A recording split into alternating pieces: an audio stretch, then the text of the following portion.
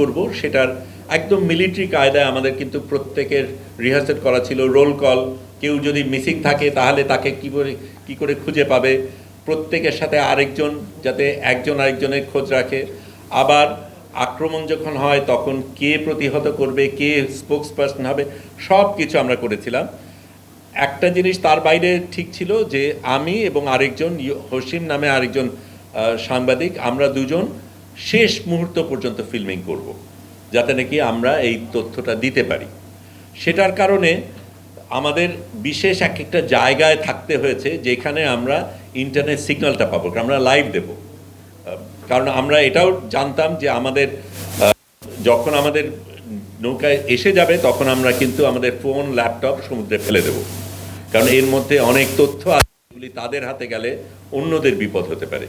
সেই কারণে আমরা আগেই সিদ্ধান্ত নিয়েছিলাম, কিন্তু একেবারে শেষ মুহূর্ত পর্যন্ত যাতে ফিল্মিং করতে পারি সেই কারণে আমরা একদম নিজেরা আগে গবেষণা করে কোন জায়গায় সবচেয়ে বেশি সিগন্যাল পাওয়া যায় সেরকম জায়গায় ছিলাম। কাজে আমি এবং হোসিন, ও সে ডান দিকে আমি বাদিকে, এরকমভাবে আমরা অবস্থান নিচ্ছিলাম। তো আমরা শুয়ে আছি, এটা তার আগের রাতে অনেক রাত পর্যন্ত আমাদের আপলোড করতে হয়েছে, কারণ আমরা জানি যে সেই রাতে হয়তো আক্রমণ হতে পারে। কাজে আমরা তখন আমাদের যত ডেটা আছে, তারপর আইক্লাউডে ব্যাকআপ করা, যা যা করার যতটা করতে চেষ্টা করছি। কাজে অনেক রাত পর্যন্ত জেগে 3টার দিকে ঘুমাতে গেছি। এবং এটাও বলা দরকার, আমাদের কিন্তু শোবার জায়গা ছিল না, কারণ এটাও একটা মজার জিনিস যে অনেক ধরনের বৈষম্য তো হয়, এমনকি ফ্লোটিলার ক্ষেত্রেও বৈষম্য হয়। সেটা কীরকম? কারণ আমরা তো ফ্লোটিলায় যাওয়ার আগে ইটালি ছাড়ব, ইটালি ছাড়ার আগে ইটালির ইমিগ্রেশন রয়েছে। সাংবাদিক হিসাবে আমাকে সবচেয়ে আগে দেওয়া হয়েছিল নাম দেওয়া টাওয়া ইত্যাদি। কাজে আমি একেবারে আগে যে ঠিক জায়গা বেছে নেব ঠিক করা হলো। তারপরে শুনতে পারলাম ইউরোপিয়ানরা আগে যাবে, তারপরে মার্কিনিরা যাবে। আমি বাংলাদেশি হিসেবে সবচাইতে পরে উঠলাম, এবং যতক্ষণে আমি উঠেছি ততক্ষণে শোবার জায়গা নাই, মাটিতেও মেঝেতেও শোবার জায়গা নেই। কাজে আমি যেখান থেকে আমরা ব্রডকাস্ট করি ওইখানে স্লিপিং ব্যাগ বসিয়েই করেছি, তাতে সুবিধা হয়েছে। কারণ যখন বলা হলো যে সিগন্যাল পাচ্ছে, কারণ রেডার দেওয়া আছে, আমরা 24 ঘন্টা কিন্তু আমরা মনিটর করছি। আমার নিজেরও ড্রোন ওয়াচ ছিল, ছাদে গিয়ে আমরা এদিক ওদিক তাকিয়ে দেখি ড্রোন আছে কিনা, কোনো কিছু হচ্ছে কিনা, রেডারের তথ্য পাই, অন্যদের থেকে আমরা সিগন্যাল নিচ্ছি। তখন হঠাৎ করে ওই সাইরেন বাজা শুরু করলো, এবং হুয়াইরা তখন বলছে এটা কিন্তু আসল, এটা মহড়া না। তখনই তো আমি বুঝে ফেলেছি ঘটনা কি। তখন অন্যান্য কিছু না দিয়ে আমি শুধু আমার ল্যাপটপ এবং মোবাইল এই দুটো হাতে নিয়েছি, কারণ এই দুটোকে ফেলে দিতে হবে এবং আমার শেষ মুহূর্ত পর্যন্ত ফিল্মিং করতে হবে। আমি গিয়ে তারপর ততক্ষণ বসছি, ততক্ষণে অন্যান্য জিনিসগুলো ছিল, রোল কল চলছে ইত্যাদি। তার মধ্যে আমি ফেসবুক লাইভ করতে চেষ্টা করছি, অনেক ঝামেলা হচ্ছে, কোনোভাবেই সংযোগ হচ্ছে না। তারপরে খানিকটা একটা অংশ পেলাম, কেটে গেল। তারপরে একটা ছোট্ট অংশ পেলাম, তখন ওই নৌকাগুলি দূরে অন্ধকারের মধ্যে দেখানো যাচ্ছে। তারপরে সেটাও থেমে গেল।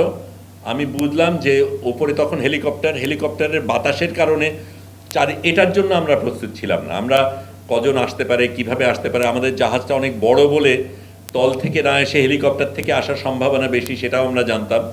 কিন্তু হেলিকপ্টার আসলে এরকমভাবে বাতাস, পানি, সব কিছুর একটা ঝড় তৈরি হবে, সেটা আমাদের হয়তো হিসাবে ভুল ছিল। তার মধ্যেই কাজ করতে হয়েছে। এবং যখন দেখি যে একেবারে বন্দুক নিয়ে নৌকায় জাহাজে নেমে গেছে উপরের ডেকে, তখনই আমি আমার মোবাইল ফোন এবং ল্যাপটপটা আরেকজনকে দিয়েছিলাম, কারণ আমার দুটো করতে গিয়ে ভুল হয়ে যেতে পারে। আরেকজনকে ইনস্ট্রাকশন দিয়েছিলাম আমার মোবাইল ফোন পড়ার সাথে সাথে তুমি ল্যাপটপটা ফেলে দেবে। মাত্র 1 সপ্তাহ আগে মোবাইল ফোনটা কেনা, কাজে একটু আফসোসও ছিল। যাই হোক, সেটা ভিন্ন কথা। কিন্তু ওই পরিস্থিতিটা হলো। তারপরে এরা যখন নামলো, আমি গুনেছি 39 পর্যন্ত, কিন্তু আমার অনুমান 50 জন খানিক ছিল। আমি একেবারে এক এক করে যত গুনতে পেরেছি গুনেছি, 50 জন খানিক ছিল। কিছু নারীও ছিল। পুরুষরা পুরো কমব্যাট গিয়ারে, মেশিন গান, এক একজনের এক এক রকম machine gun, sniper bullet, laser bullet আলাদা ছিল। এবং সেই সময় আমরা দেখি যে আমার উপরে এবং হসিমের উপরে ওই লেজার পড়ছে। তারা ডেঞ্জার জোন পর্যন্ত যাননি, তার আগে গিয়ে ফিরে গেছেন, কারণ তাদের ফ্লোটিলাতে আরও কয়েকজনের একটু সমস্যা হয়েছিল, যে কোনো কারণে তারা ওই পর্যন্ত যাননি।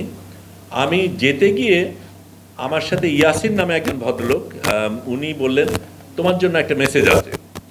মেসেজটা শুনে দেখি যে ভাই কেমন আছেন, সিলেটি ভাষায়। সেই ভদ্রলোক বলছেন লিয়াকত নাম, ডাক নাম লিয়াকত, ভালো নাম মোহাম্মদ আলী। এই ভদ্রলোক ইংল্যান্ডে থাকেন, উনি কোরআন শেখান। উনি নিজে আরও 3 জন বন্ধুকে নিয়ে জড়ো করে 28,000 ইউরো জোগাড় করে একটা নৌকা কেনেন। কিনে তারপর ওখান থেকে এই সুমুদে যোগদান দেবেন। যোগদান দেওয়ার একটা প্রক্রিয়া রয়েছে, অনেক বাছাই করা ব্যাপার থাকে, কাকে নেবে কাকে নেবে না, সিকিউরিটির ব্যাপার রয়েছে, নিরাপত্তার ব্যাপার রয়েছে, এর মধ্যে মোসাদ এজেন্ট ঢুকবে কিনা, অনেক রকমের ব্যাপার রয়েছে। কাজে খুব ভালো একটা স্ক্রিনিংয়ের মাধ্যমে যায়। তাদেরকে বলা হয় তোমাদের নৌকা নেব, তোমাদের নেব না। তারপরে বিভিন্নভাবে উনি আসতে পারেন এবং উনি অন্য নৌকার থেকে আমাকে মেসেজ পাঠান যখন জানতে পারেন যে একজন বাংলাদেশে এই নৌকায় আছে। তাদের নৌকাকে সরাসরি র্যাম করা বলে, মানে ওই যুদ্ধের নৌকা দিয়ে ঢুস মেরে সেই নৌকাকে ভাঙা হয় এবং সেখান থেকে তাদেরকে তুলে আলাদাভাবে আনা হয়। আমি তার বেশি এখন বলছি না, আপনারা প্রশ্ন করেন, অনেকগুলি জিনিস বলার আছে, অবশ্যই বলবো। কিন্তু এটা আমি বলি সত্যিকার অর্থে আমি গেছি, কিন্তু আমি আপনাদের সকলকে নিয়ে গিয়েছি। আপনারা যেভাবে সাথে ছিলেন, যেভাবে সমর্থন করেছেন, যেভাবে ভালোবাসা দেখিয়েছেন, এটা অসাধারণ। আমি এটাও বলবো আমাদের chief adviser professor Mohammad Yunus যেইভাবে সাড়া দিয়েছেন, শক্তিশালী ভূমিকা রেখেছেন, জোরালো ভূমিকা রেখেছেন, এটাও অসাধারণ। কারণ এই বাঘা বাঘা দেশগুলির একটা দেশের একটা নেতা বা নেত্রী কিন্তু কিচ্ছু বলেননি। এমনকি আমরা যখন বেরোলাম তখন ইস্তানবুলে যখন পৌঁছায় আমেরিকার কনসুল থেকে কেউ আসেওনি। তখন আমাদের কনসুলের মাধ্যমে তাদের পরিবারকে ফোন করে যোগাযোগের ব্যবস্থা আমরা করেছি। কাজেই সেটা একটা অসাধারণ জিনিস ছিল। আপনারা অসাধারণ একটা ভূমিকা পালন করেছেন, সারাক্ষণ সাথে ছিলেন। আমার পরিজন, সহকর্মী, লড়াইতে যারা ছিল সারাক্ষণ, তারা অসাধারণ ভূমিকা পালন করেছে। এবং এই জিনিসগুলি আমরা অন্যদের যখন বলেছি, তারা কিন্তু সেটার থেকে ভীষণভাবে উৎসাহিত হয়েছে, অনুপ্রেরণা পেয়েছে। কারণ তারা মনে করছিল তারা বোধহয় একা, তাদের নিজেদের দেশের মানুষ সেরকমভাবে সাড়া দিচ্ছে না। বাংলাদেশ যেভাবে সাড়া দিয়েছে, সেইভাবে সত্যিকার অর্থে পৃথিবীকে বাংলাদেশ দেখিয়েছে যে সারা পৃথিবীতে বাংলাদেশ কী ধরনের ভূমিকা রাখতে পারে।